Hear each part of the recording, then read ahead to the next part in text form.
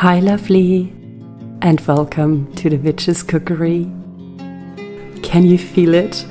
That magical something in the air? It's not quite here, but it's whispering on the wind. Can you feel it? The shift in the seasons is upon us and autumn is starting to creep in. Especially in those gorgeous moments between night and day and night. Those early mornings where you can finally wear that cozy sweater again. Or those golden soft evenings with the sun low on the horizon when you gather around a harvest fire with friends and family. The light feels different, a little more forgiving, and the air has that slight chill that whispers, change is coming. I absolutely love this time of year. It's when I find myself reawakening from the summer haze, feeling renewed and cleansed. It is the time of comforts and joys as well. Beautiful, earthy colors in nature, bountiful harvest, evenings by candlelight, the scent of freshly baked damson crumble and warming spices filling the kitchen, reaching for that warm cup of herbal tea and a soft blanket again. I spent this time gathering the last of the summer herbs for my magical apothecary before they fade away. There's something so calming about this ritual. Just walking through the gardens and fields, scissors in hand, harvesting the herbs that have grown strong under the summer sun. They've absorbed all that warmth, and now I get to take it with me, preserve it for the darker days ahead. Soon they'll be dried and tucked away, ready to bring their magic into those long winter months. It's like bottling up a little bit of summer for safekeeping. Because we all know come January, we'll need every drop.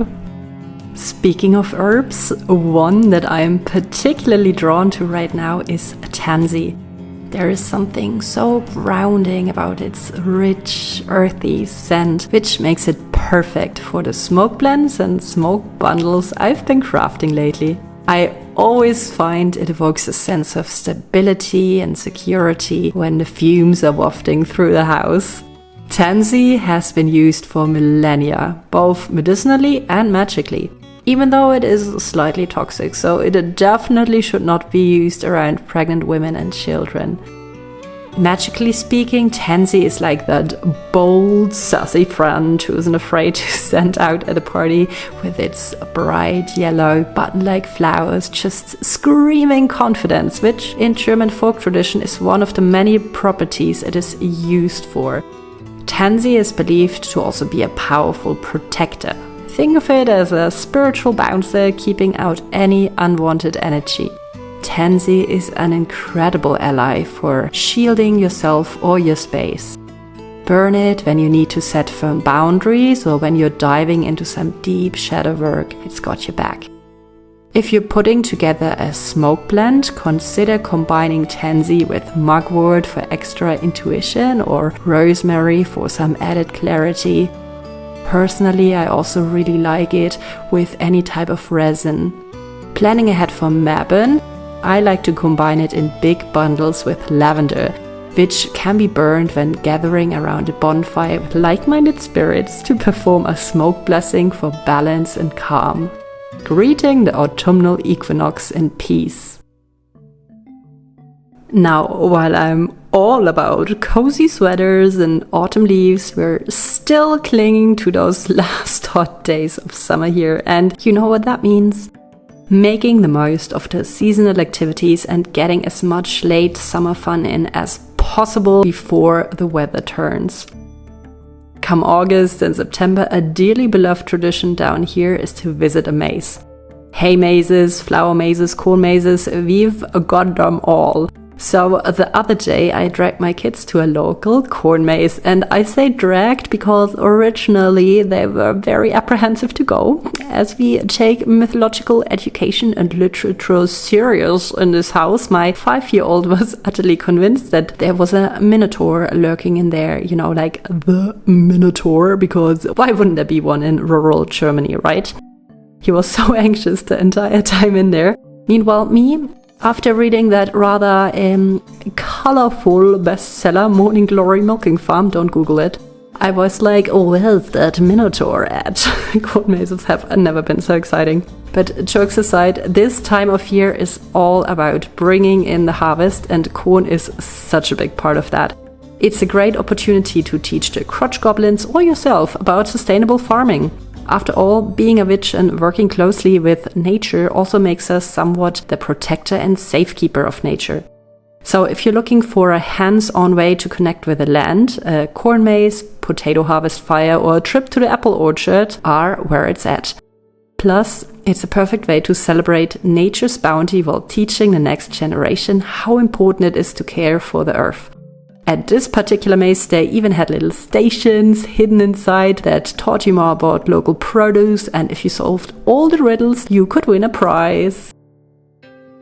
So, corn mazes aren't just for fun, they can actually be pretty symbolic too. A maze represents confusion, uncertainty, those moments in life where you feel a little lost. It might also be symbolic of making important decisions or choosing one path over another. I mean, let's be honest, who amongst us hasn't been wandering around the maze of life at some point yelling, where's the fucking exit?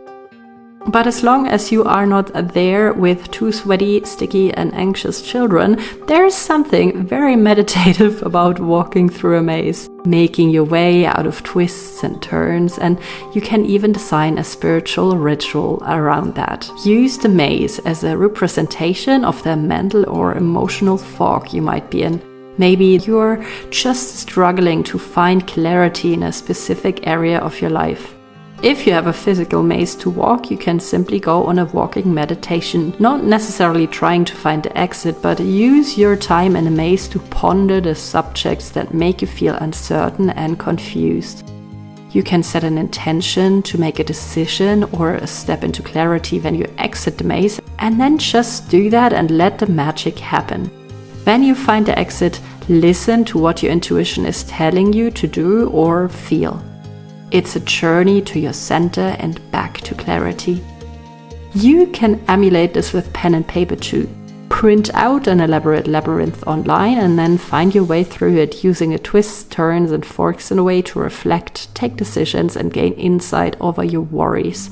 And remember, if one way doesn't work out, you can always turn around and take a different path. In life as in mazes. After all that running around in corn mazes and spiritual breakthroughs, we decided to gather the last bits of summer bounty, the berries, and pair them with autumn's star, apples from the garden. There's nothing quite like combining the best of summer and fall into one magical kitchen witch treat. Before everyone goes into hibernation mode come October, I made it my mission to host as many garden parties as possible to make sweet summer memories and strengthen bonds between friends. And you know what a good garden party needs? A buttery apple and berry crumble bewitched with autumnal spices. I always feel like those early autumn snacks bridge the seasons perfectly, allowing you to savor the end of summer while welcoming the first crisp breezes of fall.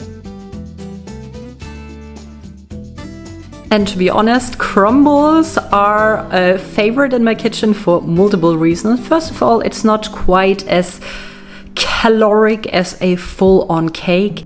You can whip it together in only a couple of minutes. You can throw in there whatever you have at home and in your kitchen witch cabinets, especially when we talk about spices and ingredients that have assigned a magical purpose, for example. So in order to achieve this flavor combination of summer, fall, I put in different harvest items that I personally assign very much to the season. For the fall flavors, I opted for roasted nuts, and here I used almonds and hazelnuts. And then for my only apple crumble, I also threw in a couple of walnuts because it just gives it a nice bite and that little nutty note.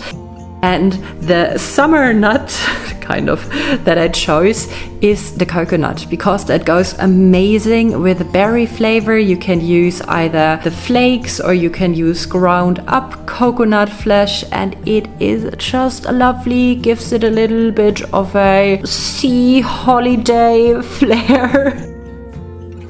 And then all there is really left to do is to chop up the different ingredients, mix them all together in a buttered cake pan.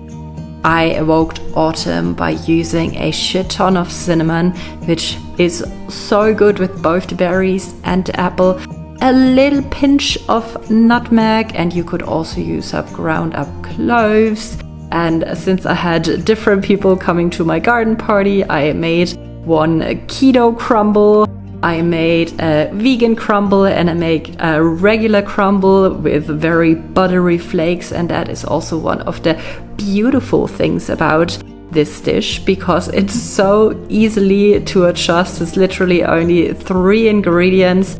If you want to have your fruit filling a little bit sweeter, you can either pour honey in there or some brown sugar, or if you want to keep it low in calories, use an alternative sweetener. And for the crumbles, you just mix flour, sugar, a couple of spices, and very, very cold butter. And I recommend just mixing it with your fingers and kneading the butter until you get these like lovely little flakes. And I've been watching Gilmore Girls already, as you can see in the background, because it's just that time of year again.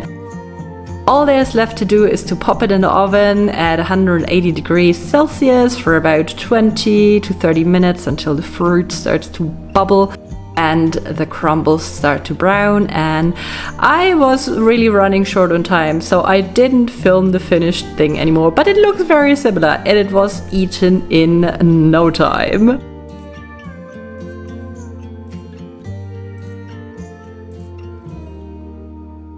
For me, every season feels somehow connected to an element. Now, this is by no means a science or a fact. It is a concept that we find in many cultures and philosophies around the world, and I made my own little practice and philosophy out of it, taking what I intuitively feel.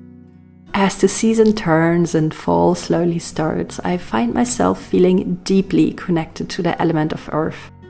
You can already see the decay setting in, the leaves turning auburn and yellow, that rich, wet, earthy smell as you walk through the woods. The land is drawing inward, preparing for a time of rest and regeneration. There is a magic in it, something that feels both grounding and transformative, like the earth itself is whispering, slow down, breathe, change is happening. We're in a season of the earth where life is retreating underground, preparing to be reborn. And for some, this is a time to reflect on the circle of life and with that also their roots. While Samhain, the ancestor holiday, is still a few weeks away, the energies are already starting up. Quite fittingly, I'm currently hosting an online workshop called The Fruits and Bones, where we are discovering and reconnecting with ancestors of blood, land and spirit. I'm not just writing the daily prompts for the workshop, I'm doing them myself too. So one day last week that felt particularly fall-like, I decided to head out into the forest where I feel most connected to the land and my ancestors. Not only due to the old lore of tree spirits in this area that resulted from spiritual beliefs of the former inhabitants of this area, but also because my family has been working in those woods as lumberjacks and forest farmers for generations. And while I was walking and enjoying spotting the first mushrooms and yellow leaves, I happened to come across an ancient ritual site of my Celtic ancestors, the Devil's Stone.